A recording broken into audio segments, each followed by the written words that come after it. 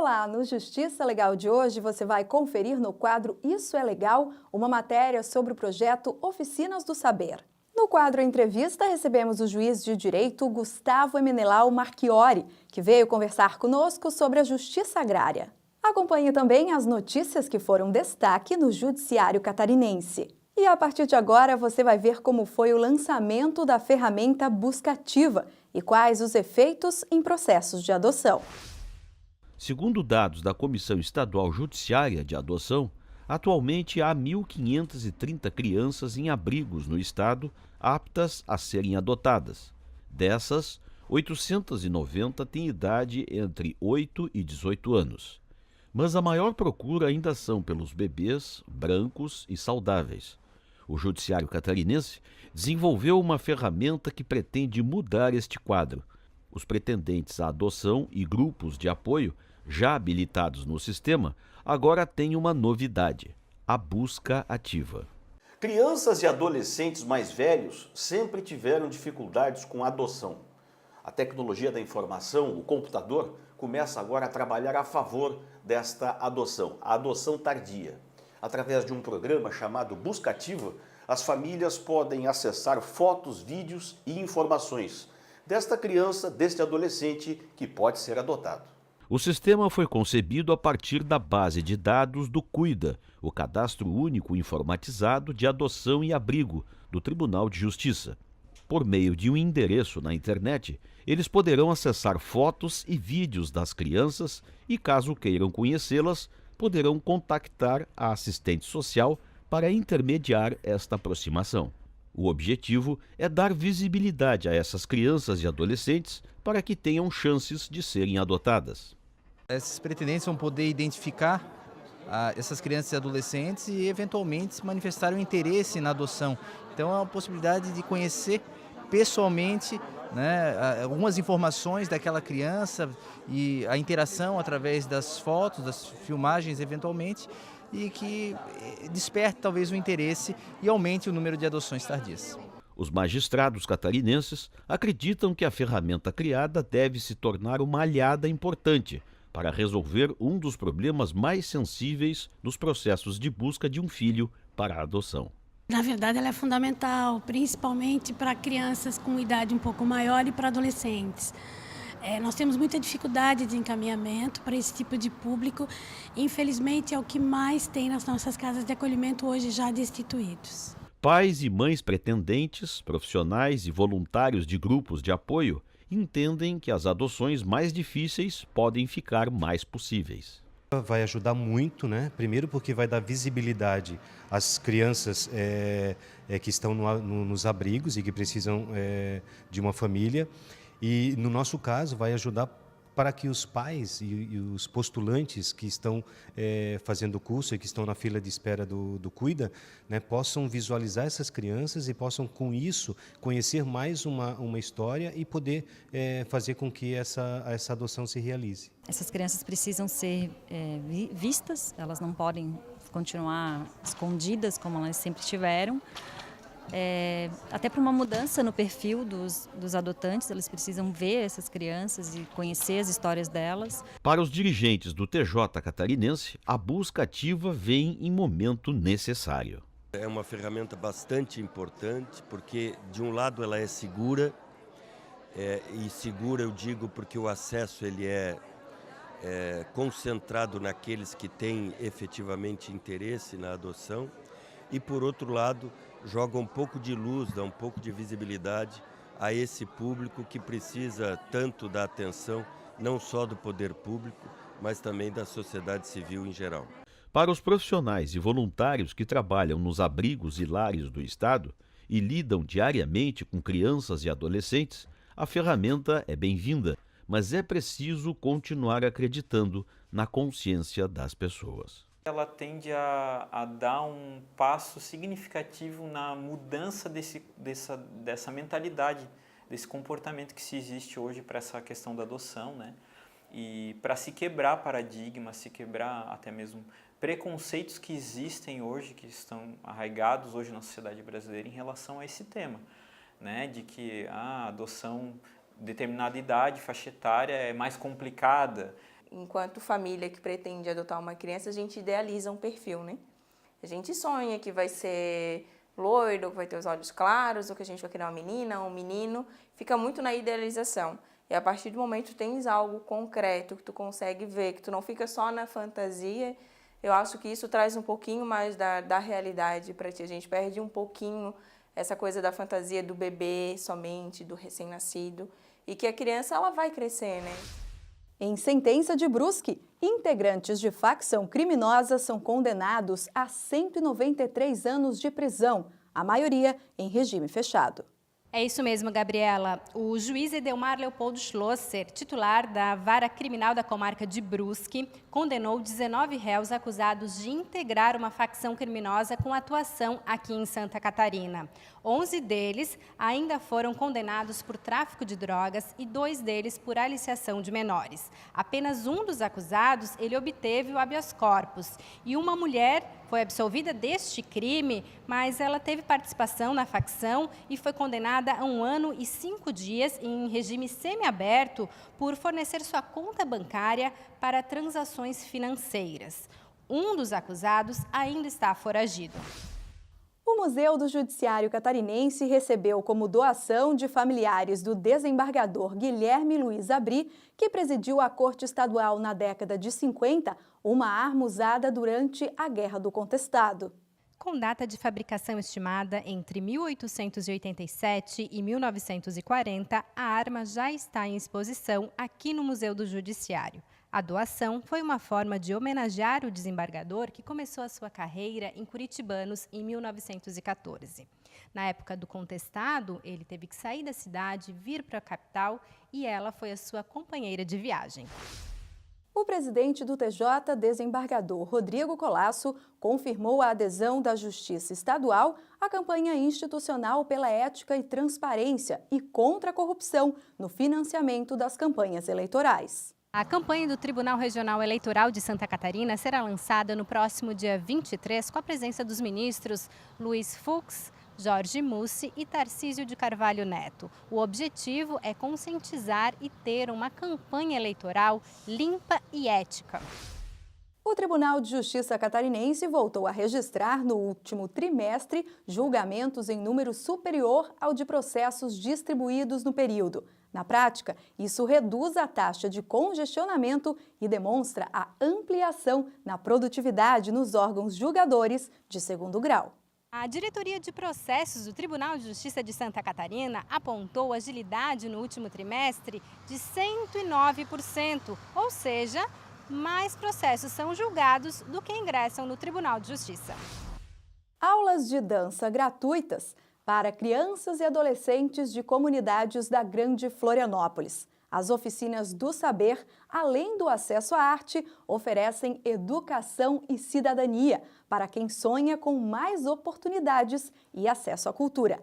Veja mais sobre esse projeto social agora no quadro Isso é Legal.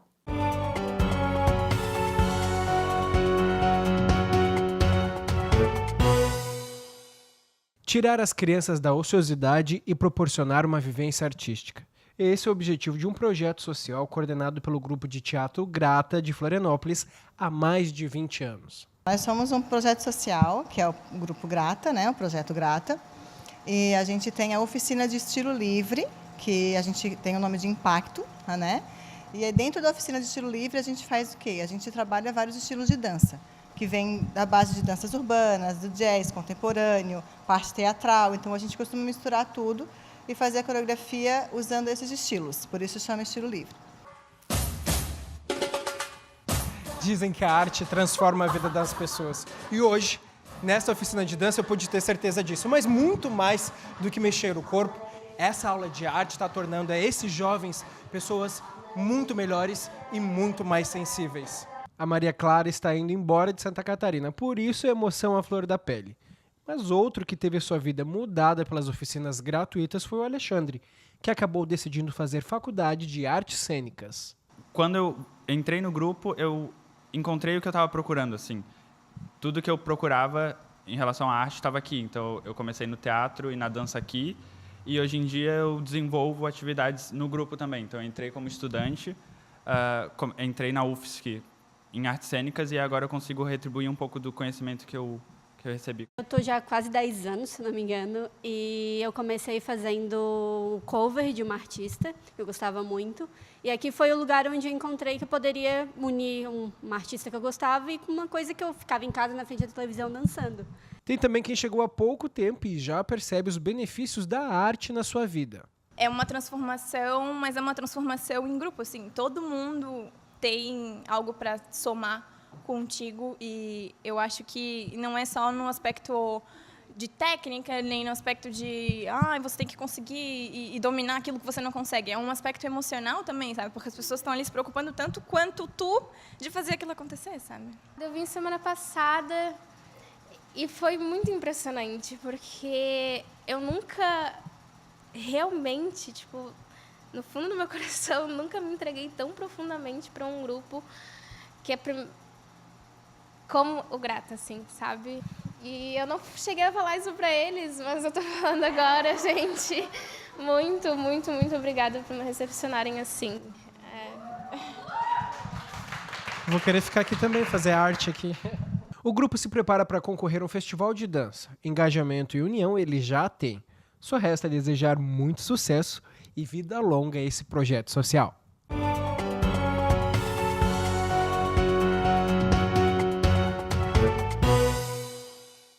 E a seguir, no próximo bloco, no quadro Entrevista, o nosso convidado é o juiz de direito Gustavo Emelau Marchiori, que fala sobre justiça agrária. É rapidinho, logo depois do intervalo, a gente volta já.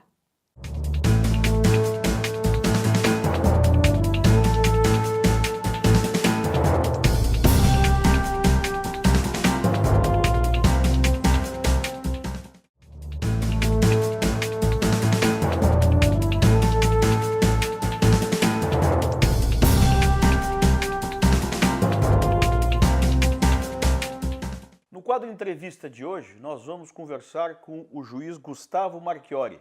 Ele é juiz agrário e o nosso tema é a justiça agrária. Doutor, muito obrigado por nos atender. Eu que agradeço a oportunidade de esclarecer alguns assuntos.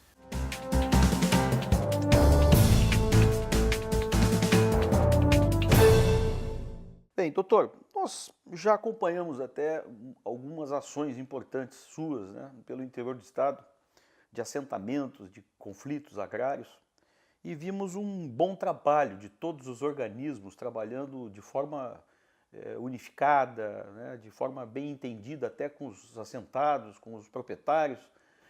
Eu poderia dizer que isso é um movimento, é uma ação que difere do resto do país?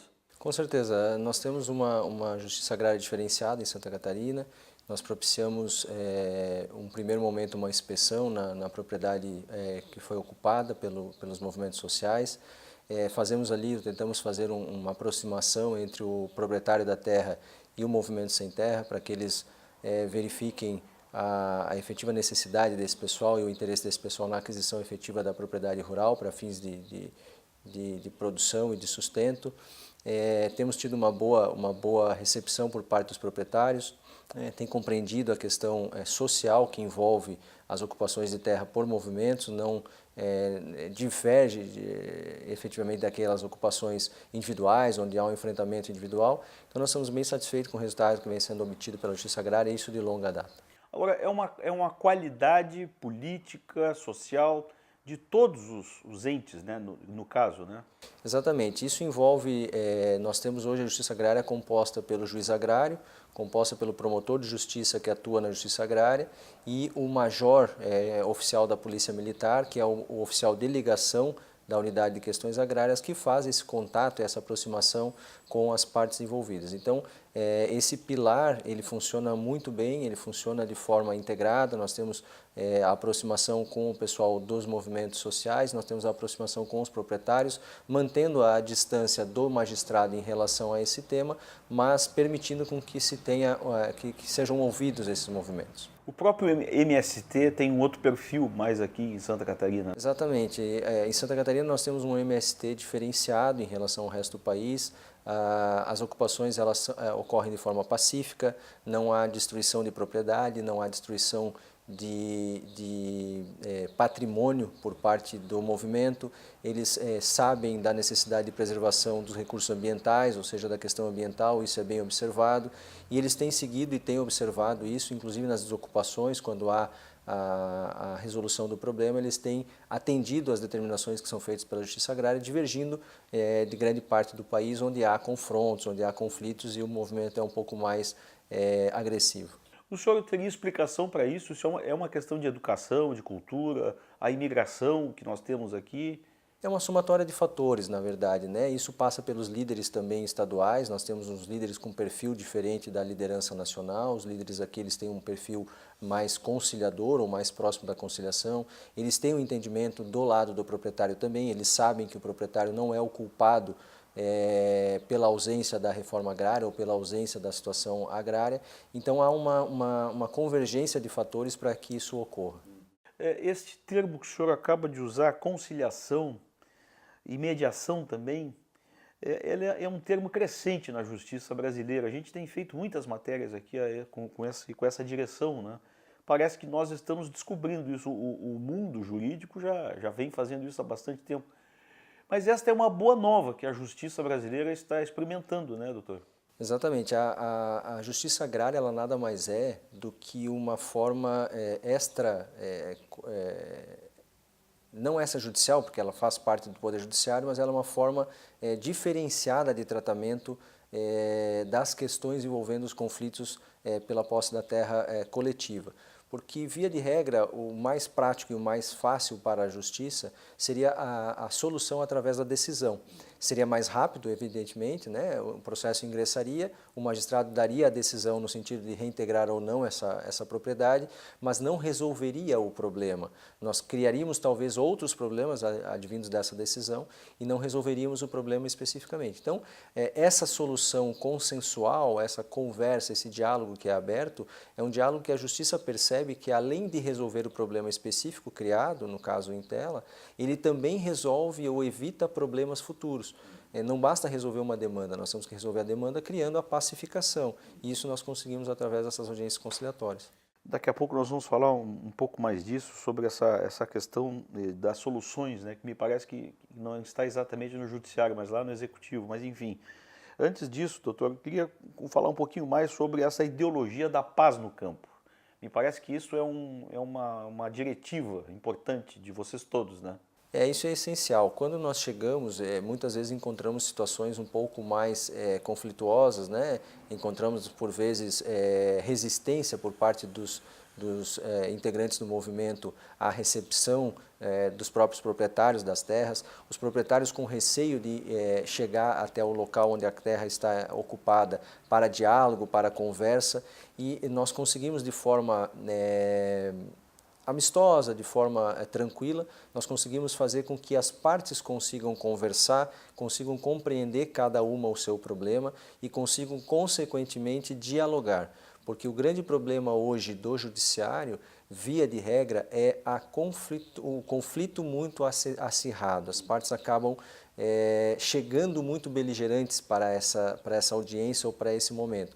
E essa inspeção prévia que nós fazemos, ela quebra isso, ela acaba evitando com que as partes cheguem até uma audiência judicial na hora da conciliação propriamente dita, com as suas armas em punho. Então as partes baixam essa guarda, a gente consegue o diálogo e isso é muito proveitoso na hora da solução definitiva do conflito. Bem, nós estamos falando de paz e de leis e da ação do judiciário, mas eu queria focar nessa questão mais judicial, porque quando a gente fala de juiz agrário, e é assim que eu lhe apresentei aqui, e da justiça agrária, e esse é o nosso tema, nós não temos leis agrárias no país, né? O conflito não é tratado de forma diferente enquanto lei, né? Não, o conflito, a disputa pela terra, ela é tratada pelo Código Civil, né? Ela é tratada como uma reintegração de posse, naturalmente, né?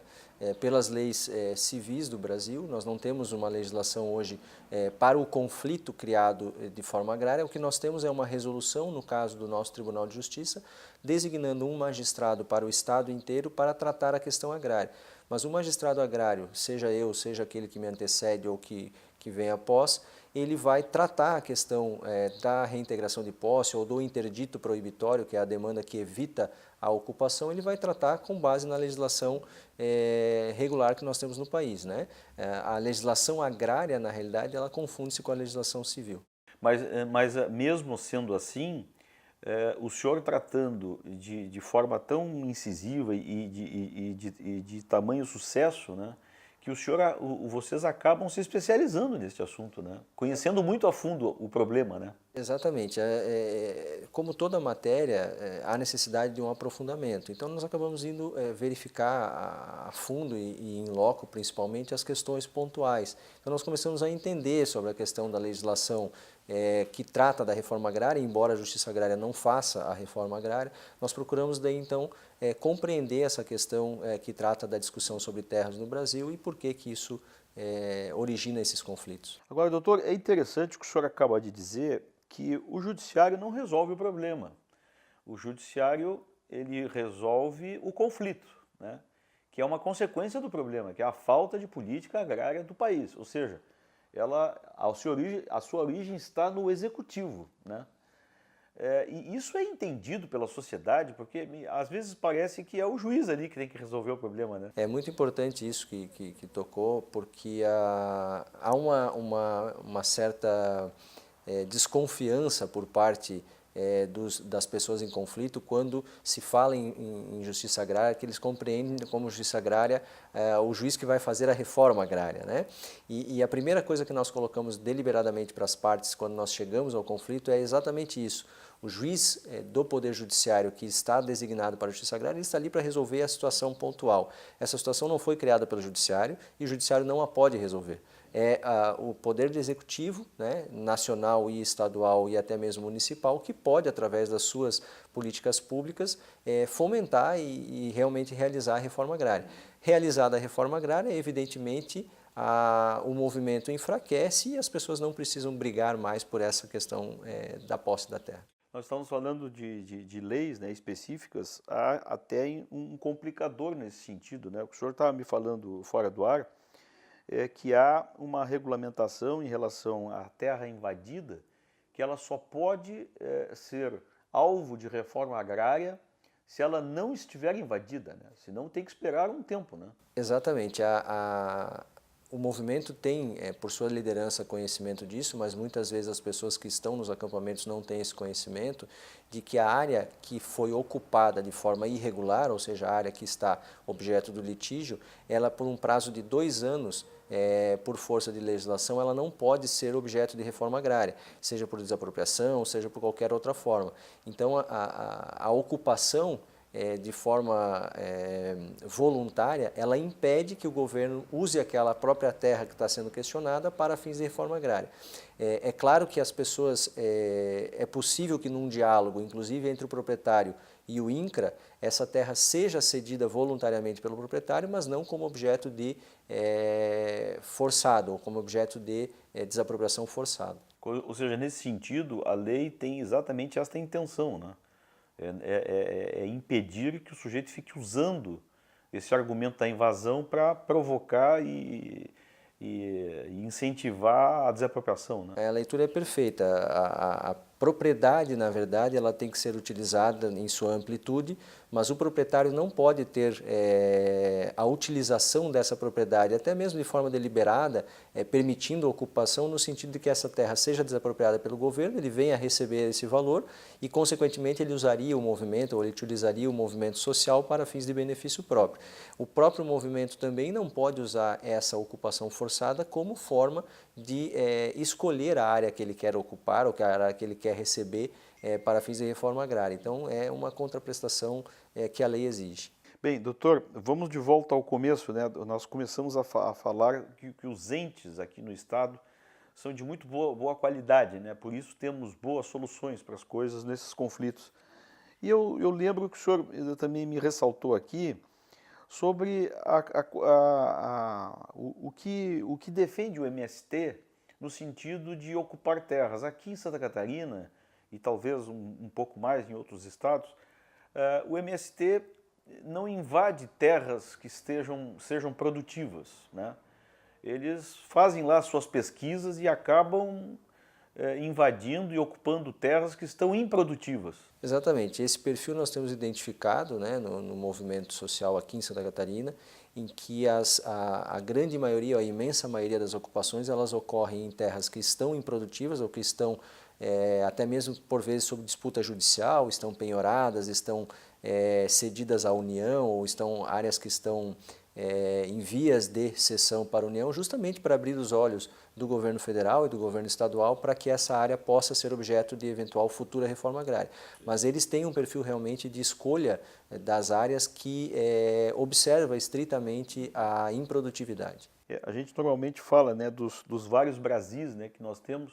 A lei é uma só, é federal, mas isto mostra que temos um Brasil dentro do outro Brasil, né? Diferente da realidade, por exemplo, do Norte, do Nordeste, né? Perfeitamente. Muitas vezes o movimento social em Santa Catarina isso não foi diferente. No princípio, quando as ocupações iniciaram, havia certa restrição até da própria comunidade em relação ao movimento. Por vezes fechavam as propriedades, fechavam o comércio quando havia ocupação de terra, com a preocupação que o movimento fosse efetivamente causar danos, saquear estabelecimentos comerciais e tudo mais. E em Santa Catarina especificamente, nós temos acompanhado o movimento já há algum tempo e o inverso tem ocorrido, ou seja, o movimento tem se reinventado, os municípios têm recebido e as pessoas dos municípios dos comércios têm aceito o pessoal do movimento justamente porque eles vêm para fomentar também a economia, eles vêm para vender o seu produto, para vender a sua agricultura familiar, né? E isso tem trazido um suporte para o movimento do próprio morador daquele município. O senhor faz uma observação importante dessa reinvenção dos movimentos, né? Me parece que as cooperativas estão entendendo muito bem isso, né? O movimento social em Santa Catarina, ele tem, o MST especificamente, ele tem se reinventado em alguns locais e nós temos alguns exemplos interessantes, como o caso de Rio Negrinho e outras comarcas que nós passamos, cooperativas como a Cooperdote, que é uma cooperativa de assentados, né, que já receberam a sua terra, e essas cooperativas hoje elas vendem a sua produção para os municípios catarinenses. Então nós temos vários municípios recebendo hortaliças, recebendo produção vinda dos movimentos sociais. Então essa reinvenção do movimento, ao passo que consegue a propriedade da terra, ou ao passo que consegue a posse da terra para fins de cultivo, essa retribuição do movimento vendendo essa sua produção para os municípios e para até mesmo escolas, fornecimento em locais públicos, isso tem trazido uma reinvenção do movimento que é essencial. Doutor, para finalizar, a gente tem acompanhado muito esse assunto, o seu trabalho, inclusive, tivemos bem perto em Rio do Campo, né, acompanhando mais um acordo feito lá. Ficou uma curiosidade aqui, esses acordos são cumpridos? Anos depois, no dia, agora é a hora de sair, eles são cumpridos, hein? São, Marcelo. Nós temos constatado na nossa peregrinação aí pelo estado de Santa Catarina e posteriormente com acompanhamento dos processos judiciais que são arquivados, nós temos acompanhado que o movimento social em Santa Catarina tem cumprido irrestritamente os acordos formulados. Pode haver uma situação ou outra, mas a regra em Santa Catarina é que o movimento social, uma vez, eles brigam pela estipulação do prazo para que eles possam ter um prazo um pouco mais estendido para permanecer sobre a terra, porque eles não têm eventualmente para onde ir, até que se consiga uma outra propriedade, né? Mas uma vez estipulado o prazo, uma vez firmado o prazo com a Justiça Agrária, eles têm observado e isso, claro, nós não podemos abrir mão. Doutor Gustavo, muito obrigado, viu, pela entrevista de hoje. Eu que agradeço, Marcelo. Muito obrigado também pela oportunidade. Este foi o nosso Justiça Legal. Nós voltamos semana que vem. Até a próxima.